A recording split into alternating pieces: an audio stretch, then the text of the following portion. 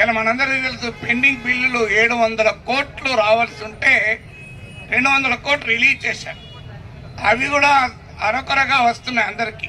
ఎందుకంటే నేను మా ఇంట్లో మా కుటుంబంలో కూడా ఉన్న రిటైర్ అయిన వాళ్ళు మొన్న జీపీఎఫ్ వచ్చింది, అది కూడా రిటైర్ అయిన ఇంకా చాలా మందికి రావాలి. కానీ పెన్షన్ రూల్ ఏంటి అంటే రిటైర్ అయ్యే సమయానికి అన్ని రకాల చేతులు పెట్టాలి, అది పెన్షన్ యొక్క విధానం.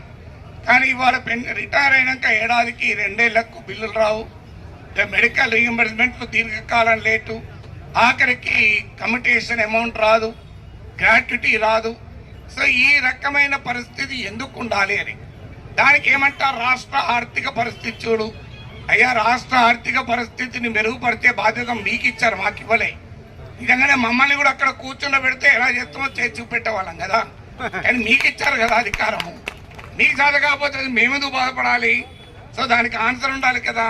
మీరే అధికారం కొరకు పోటీ పడుతున్నప్పుడు ప్రజలు మీరు ఏం హామీ ఇచ్చారో, క్యాష్లెస్ మెడికల్ ట్రీట్మెంట్ ఇప్పిస్తాం, మీకు ఒక్కసారి ఏ బిల్లు కూడా పెండింగ్ ఉండకుండా చూస్తాం, మీరు ఇవన్నీ చెప్పారు కదా. ఈవెన్ ఆర్థిక పరమైన అంశాలు లేని చోట కూడా నిర్వాహకం మనకు తెలుసు. ఇలా రెసిడెన్షియల్ స్కూళ్లలో టైం టేబుల్ మార్చమని అడుగుతున్నారు. అయ్యా, విద్యార్థులకు ఉపాధ్యాయులకు ఇబ్బందిగా ఉంది, ఈ టైం టేబుల్ కాస్త అడ్జస్ట్ చేయమంటే దాని మీద కూడా ఇప్పటి వరకు యాక్షన్ లేదు.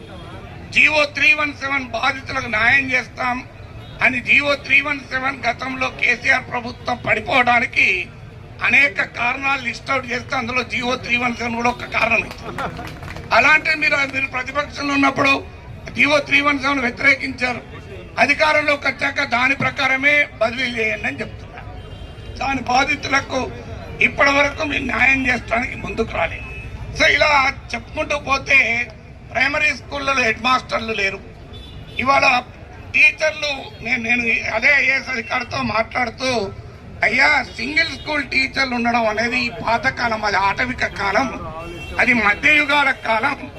ఒక స్కూల్లో ఒకే టీచర్ ఉంటే ఏమవుతుంది నాకు తెలుసు. మా నాన్న ఫస్ట్ అపాయింట్మెంట్ మంచిర్యాల జిల్లాలో మా మందమరి మండలంలో ఎదలాపురం అనే గ్రామంలో సింగిల్ టీచర్ స్కూల్ గా అపాయింట్ అయ్యాడు. మా నాన్న చెప్పేవాడు, అరే నాకు ఆరోగ్యం బాగాలేకపోయినా స్కూల్ బంద్.